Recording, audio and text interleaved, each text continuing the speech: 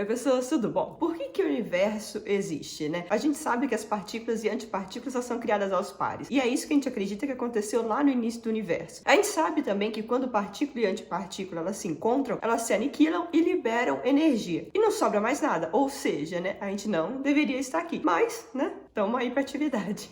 Alguma coisa aconteceu. Existem várias teorias que tentam explicar, né, o que aconteceu e eu vou falar sobre uma delas com vocês hoje. Vem ver comigo nesse vídeo qual é a teoria que tenta explicar isso, vem?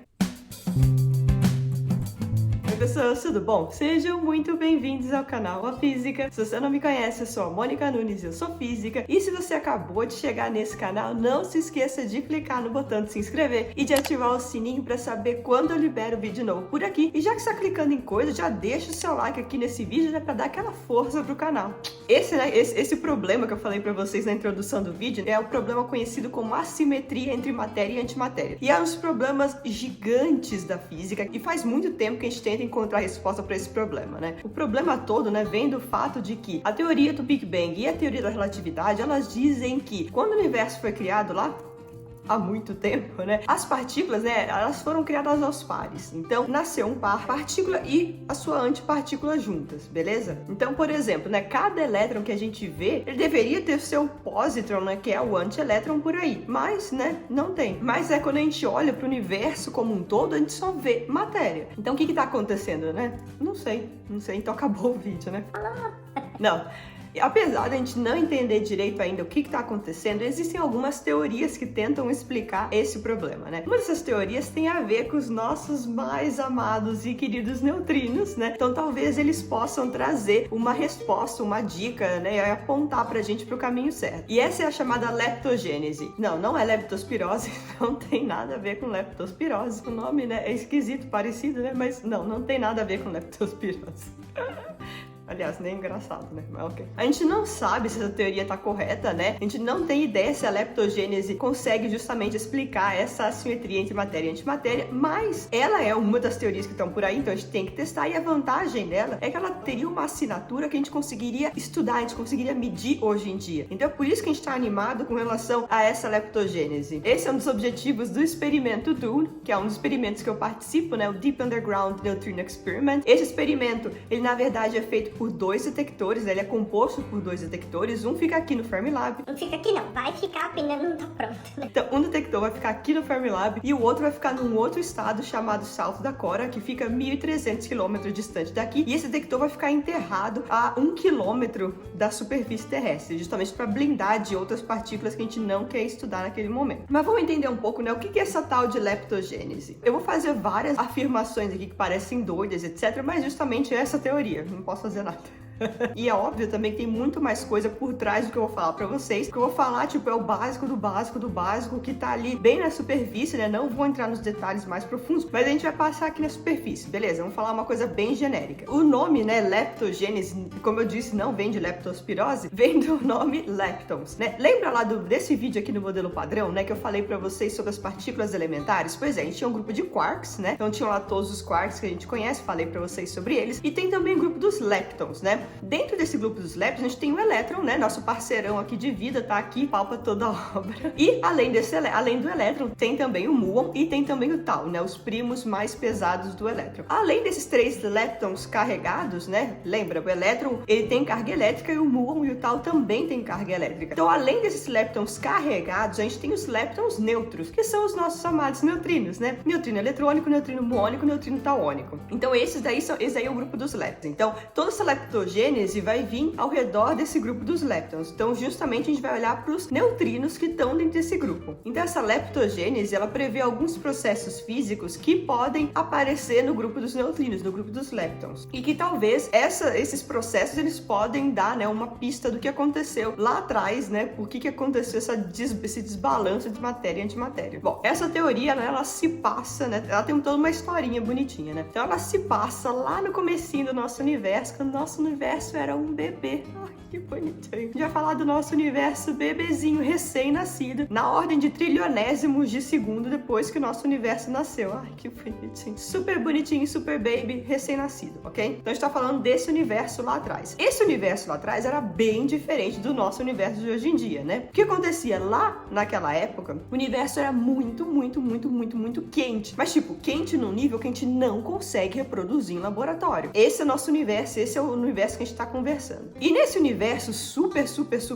quente, as leis que governavam esse universo eram completamente diferentes das leis que governam o nosso universo hoje em dia, né? Nosso universo hoje em dia tá muito mais frio, tá muito mais tranquilo, tá muito mais de boa. Então as leis da física que explicam o nosso universo hoje não se aplicam ao universo inicial, não se aplicam ao nosso universo recém-nascido. Pra vocês terem uma ideia do quão diferente era esse universo, as partículas, né, a maioria delas, elas não tinham massa, né? O conceito de massa, né? A massa vem lá por conta do campo de Higgs. Eu não fiz ainda um vídeo pra vocês sobre isso, mas eu vou fazer. Mas naquela época o campo de Higgs era zero, então as partículas não tinham massa, nem carga elétrica existia, tá? Era uma doideira, era uma coisa muito louca, totalmente diferente do que a gente conhece hoje em dia. Mas existe uma hipótese de que tinha sim uma partícula naquela época que tinha massa. Seria uma partícula que ganharia massa por um mecanismo diferente desse mecanismo de Higgs. Essas partículas que teriam massa no passado seriam os neutrinos, mas uma versão um pouco diferente dos neutrinos. Seriam neutrinos pesados e seriam neutrinos de mão direita. Nunca falei isso pra vocês aqui, que existem neutrinos canhotos e destros, sim. Mas eu vou falar depois melhor um pouco desse negócio de mão direita e mão esquerda de partículas pra vocês, tá? Mas o que a gente precisa saber, hoje em dia, a gente consegue detectar neutrinos, né? A gente consegue fazer vários experimentos de neutrinos, e todos os neutrinos que a gente conseguiu detectar hoje em dia são neutrinos de mão esquerda e antineutrinos de mão direita. Nunca ao contrário, a gente não conseguiu ainda medir um neutrino de mão direita ou um antineutrino de mão esquerda. Mas beleza, isso aqui é o que a gente precisa saber aqui pra esse vídeo, ok? E esses neutrinos, né, pesados e de mão direitas lá do universo bebê, eles teriam uma propriedade linda, que seria o fato de que eles seriam suas próprias antipartículas, ok? É o que a gente chama de partícula de Majorana. Essas partículas de Majorana, né, o nome vem de um físico chamado Ettore Majorana. Uma partícula que é de Majorana, ela é a partícula e é a sua própria antipartícula. Não existe distinção entre essas duas partículas, ok? A gente conhece uma partícula que é a sua própria antipartícula, por exemplo, o fóton, mas existem sim partículas que são suas próprias antipartículas, ok? E a gente não sabe hoje em dia se os neutrinos são de Majorana, que seriam suas próprias antipartículas, ou de Dirac. Nesse caso, se eles forem partículas de Dirac, são partículas diferentes. A antipartícula é diferente da partícula. A gente não sabe ainda. Então, a gente vai assumir aqui, né, que para essa leptogênese, os neutrinos seriam de Majorana. E esses neutrinos pesados, de mão direita e Majorana, partículas de Majorana, eles teriam uma preferência, né, pelo seu estado de antipartícula, né? Lembra? Eu falei que esse cara, ele poderia ser sua partícula e a sua antipartícula, não é verdade? Eles tenderiam a preferir o seu estado de antipartícula, de antineutrino, ok? Essas são as coisas que a gente vai assumir para essa leptogênese. Outro rolê aqui é que esses neutrinos, eles poderiam Tô recebendo uma visita. Oi, Trump. Ai. Gente, olha quem veio visitar aqui. Eu vim visitar a mamãe. Pra quem não conhece, quem não viu ainda, essa daqui é a Entropia. É uma das minhas filhotinhas, né, amor? E ela é um dengo.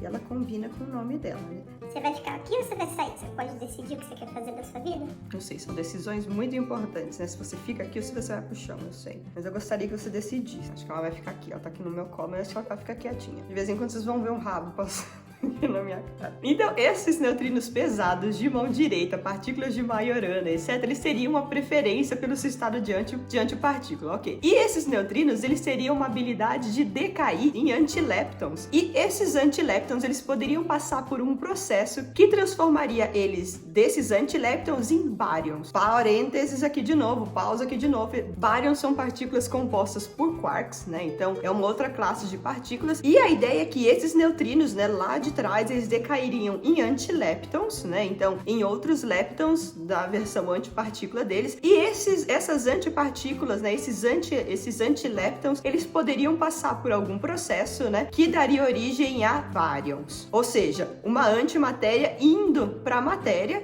e não tendo a criação de pares nesse negócio aí, né? Então vocês estão vendo que talvez existisse uma maneira, né, com essa leptogênese de dar origem à matéria, né, sem ter que passar pela produção de pares. Mas, de novo, lembra, tudo isso aconteceu lá no universo recém-nascido, no universo super bebê. Leis totalmente diferentes, situações totalmente diferentes, processos totalmente diferentes, né? E que a gente imagina, a gente hipotetiza.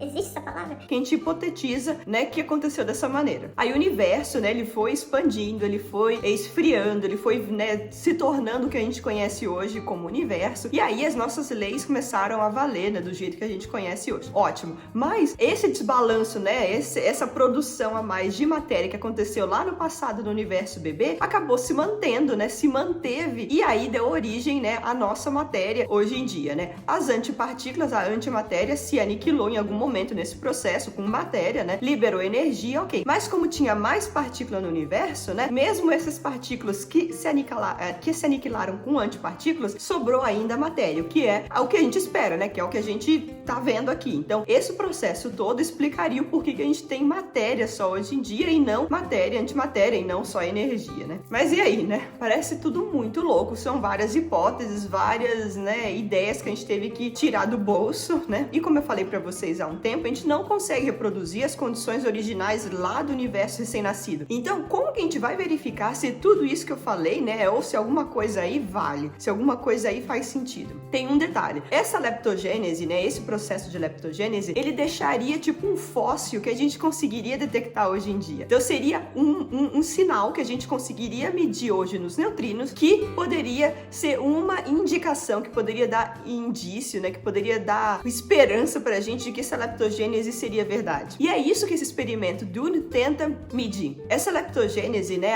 o fóssil que essa leptogênese deixaria aqui pra gente, seria no comportamento dos neutrinos e dos antineutrinos. Então, analisando a oscilação de neutrinos e analisando a oscilação de antineutrinos, a gente conseguiria ver se existiria uma diferença nesse comportamento, e se existisse essa diferença, né, a gente conseguiria medir essa diferença, e aí a gente conseguiria saber se a leptogênese poderia ser uma coisa verdadeira, ok? A ideia é que é a seguinte: a leptogênese deixa esse fóssil, né, como consequência, mas medir esse fóssil não necessariamente quer dizer que a leptogênese é verdadeira, entendeu? É aquilo, né? Medir, se a gente conseguisse medir esse fóssil, significa que, ok, a gente não precisa descartar a leptogênese ainda, né? Mas como vocês viram, tiveram várias outras hipóteses que a gente teve que colocar ao longo do caminho, né? Se o neutrino é uma partícula de Majorana ou não, a existência de neutrinos de mão direita e etc. Então, tem muito mais coisa para ser verificada, mas se a gente conseguir medir essa diferença, né, se a gente conseguir medir esse fóssilzinho, seria já um bom indicativo. Então, a gente tá aqui com as nossas esperanças, né? E esse é um dos objetivos maiores desse experimento Dune, né? A ideia desse Dune é justamente fazer essa medição, né? Então, o Dune, como eu falei para vocês, né, ele vai ser um experimento que tem dois detectores. Um detector aqui no Fermilab e outro detector a 1.300 km de distância, num outro estado, em South Dakota. O que acontece? A gente vai jogar feixes de neutrinos e esses feixes de neutrinos vão passar por esses dois detectores. A gente vai ter feixes de neutrinos, então os neutrinos vão passar, eles vão oscilar, já falei de oscilação de neutrinos para vocês aqui. Os neutrinos vão oscilar, a gente vai detectar esses neutrinos lá no outro detector e ver o que aconteceu. E a gente vai fazer a mesma coisa com um feixe de antineutrinos, né? O acelerador daqui, ele é capaz de dar pra gente feixes de neutrinos e antineutrinos. Então, a gente faz um estudo só com neutrinos, depois a gente faz só um estudo com antineutrinos e compara. Comparando para ver se eles têm comportamentos diferentes, seria um grande indício de que a leptogênese pode ter acontecido. Imagina que lindo! Eu não vejo a hora de encontrar essa resposta, né? Por que existe matéria no universo? Por que o universo existe, beleza? Então, eu tô muito ansiosa, mas o Dune ainda vai ficar pronto daqui a uns 7 anos, mais ou menos. Então, tem chão ainda pra gente ter alguns resultados, pra gente começar a entender um pouco mais sobre isso. Mas, nesse meio tempo, tem outros experimentos de neutrinos, vários outros experimentos de neutrinos, que estão procurando respostas para outros problemas que eu também vou trazer mais aqui pro canal, beleza? A gente já mediu esse comportamento diferente entre quarks no setor de quarks e antiquarks. Então, existe já um desbalanceamento, né, no comportamento dos quarks e dos antiquarks, mas ele não é suficiente para explicar a assimetria entre matéria e antimatéria no universo. Então, talvez juntando com esse comportamento diferente de neutrinos e antineutrinos, talvez a gente consiga explicar o porquê que existe só matéria nesse universo, por que esse universo existe e não foi destruído. Bom, galera, mas então é isso. Esse aqui foi o vídeo de hoje. Eu vou trazer mais vídeos com problemas, com possíveis possíveis teorias que a gente ainda tem aqui na física. Eu fiz um vídeo dos grandes mistérios da física. Existem teorias para explicar esses mistérios, etc. Então eu vou trazê-las devagarzinho aqui para vocês, beleza? Bom, mas espero que vocês tenham gostado desse vídeo, pessoas. E se você é novo aqui no canal, não se esqueça de clicar no botão de se inscrever e de ativar o sininho para saber quando eu libero vídeo novo por aqui, tá? E se você gostou desse vídeo, deixa o seu like aqui para dar aquela força pro canal. Também não esqueça de compartilhar esse canal com alguém que vai gostar de saber um pouquinho mais sobre física, beleza? Se você ficou com alguma dúvida, quer fazer alguma pergunta ou qualquer coisa, põe aqui nos comentários que eu adoro interagir com vocês, beleza? Bom, galera, então é isso. Um super beijo pra vocês e até semana que vem.